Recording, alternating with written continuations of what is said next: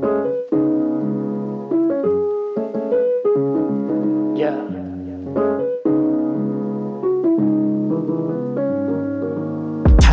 海の中に浮かぶ島幸いなんとかたどり着く大体言語も習得し生活なりその時ふと影界隈の人との会話で曖昧な違和感に気づく毎回全員が同じ意見服装や髪型それすら似通った内在する才能とか外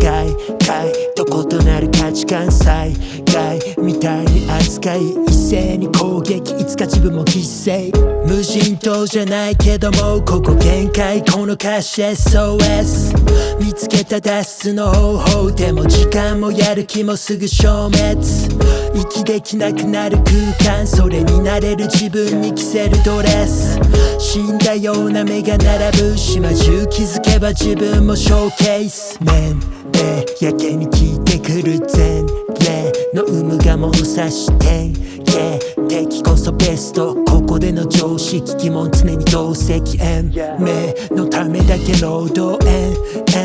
続く残業また限定されてるルートまた人身事故かな会社に GO